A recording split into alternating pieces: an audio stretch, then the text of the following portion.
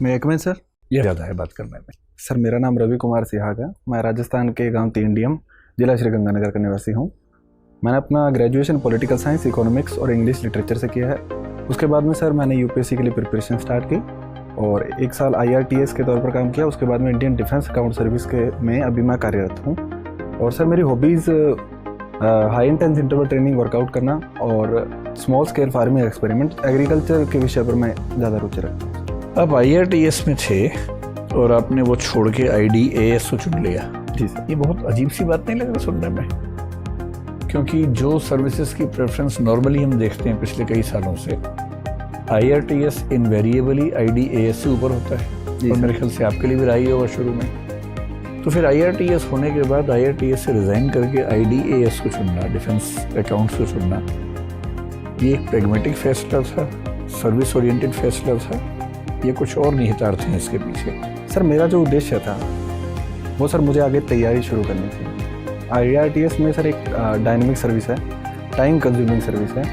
उसमें सर मैं अपनी प्रिपरेशन को जारी नहीं रख पाता, तो इसलिए सर लागत लाभ विश्लेषण के आधार पर और इंडियन डिफेंस अकाउंट सर्विस के प्रोफाइल के बारे में पढ़ा, तो सर मुझे अच्छे इसमें प्रोस्पेक्टस लगे, तो इस वजह से सर मैंने ये सर्विस ज्वाइन की। तो बेसिकली आपने IDAS इसलिए चुना कि टाइम आराम से मिल जाता है, काम कम करना पड़ता है और मैनेज हो जाता है। जी सर। तो ये बात सही साबित हुई उस सर्विस में आने के बाद?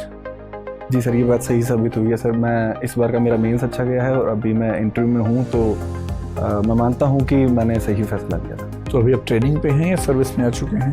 जी सर, मैं सर्विस में आ चुका हूँ, अभी ट्रेनिंग पे हूँ। मतलब ट्रेनिंग जो एकेडमी की है उसमें है या अभी ऑन द जॉब ट्रेनिंग में चले गए हैं? सर मैं ऑन द जॉब ट्रेनिंग में हूँ, अभी PCDA वेस्टर्न कमांड के अंडर में ऑन द जॉब ट्रेनिंग। कहाँ पोस्टेड है?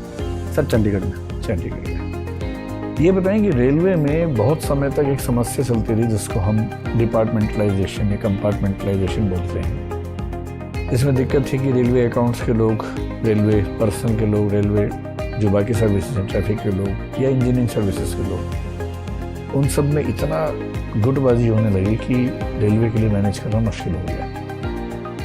तो फाइनली एक फैसला हुआ कि हम इन सब सर्विसेज को मर्ज करके, पुलिस को छोड़ के, RPF को छोड़ के IRMS बना देते हैं, रेलवे मैनेजमेंट सर्विस बना देते हैं, जो कि बन भी गई है इस बार से, वो उसकी वैकेंसीज भी आ रही हैं। आपको नहीं लगता कि डिफेंस में भी ऐसा कर देना चाहिए? डिफेंस अकाउंट्स, डिफेंस एस्टेट्स और फिर आर्म फोर्सेस हेडक्वार्टर सर्विस, इन सब की क्या ज़रूरत है अलग अलग? एक ही क्यों ना कर दें इन सबको? मतलब जो नॉन बैटल फील्ड सर्विसेज हैं, जो बैटल फील्ड की हैं वो तो अलग है, लेकिन जो बैटल फील्ड में लोग नहीं जाने वाले हैं, जिनको सिविलियंस आपकी मतलब लैंग्वेज में सामान्यतः कह देते हैं, उन सर्विसेज को अलग अलग रखने का क्या प्रयोजन हो सकता है?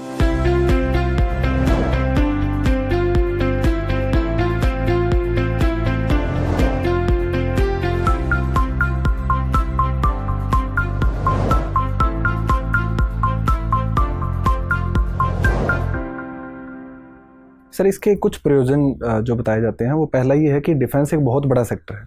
रेलवे भी बड़ा सेक्टर था, लेकिन रेलवे का बजट पिछले कुछ दशकों से क्रमिक रूप से घटा है, तो इस वजह से रेलवे की सर्विस का मर्जिंग किया गया था। क्योंकि सर रेलवे के बोर्ड में सर्विसेज को लेकर काफ़ी टकराहट रहती थी, तो प्रतिभा के आधार पर बोर्ड में चयन नहीं हो पाता था। 1905 से जो बोर्ड चल रहा था उसमें सुधार अपरिहार्य हो गए थे।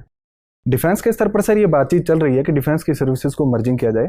उसमें एक मुख्य मुद्दा है कि जो अकाउंटिंग सर्विसेज है उनको मर्ज करने का मुद्दा भी शामिल है।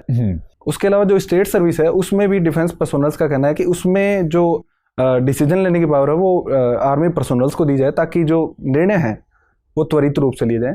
सर इसके आगे जो भी संभावनाएं हैं वो आगे देखनी पड़ेगी कि किस प्रकार। तो आपकी राय में Indian defence account service, Indian civil account service, Indian railway account service, इन सब को मर्ज कर दें और ऑडिट अकाउंट्स को भी शायद इनके सबके साथ मर्ज कर दें, वो ज़्यादा अच्छा उपाय है, या डिफेंस की सर्विसेज को आपस में मर्ज करना बेहतर है? क्योंकि इसका भी लॉजिक समझ नहीं आता। जब सिविल अकाउंट्स है ही आपके पास, उसी कुछ लोग रेलवे में चले जाएं, उसी कुछ लोग डिफेंस में चले जाएं। जब बाकी सारी मिनिस्ट्रीज़ में सिविल अकाउंट्स के लोग जा सकते हैं, तो इन 2 मिनिस्ट्रीज़ में ही ऐसा क्या है कि वहाँ अलग सर्विस चाहिए? सर जहाँ तक अकाउंटिंग सर्विसेज को मर्जिंग करने की बात है, वो मर्जिंग हो सकती है, लेकिन कुछ व्यावहारिक समाधान इसके लिए करने होंगे।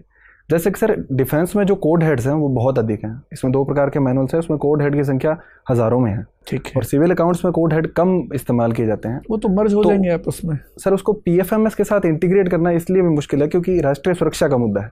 और इसमें सर ऑनलाइन करने में डिफेंस सर्विसेज की ओर से कुछ आपत्तियां जताई गई है कि इसको ऑनलाइन करेंगे तो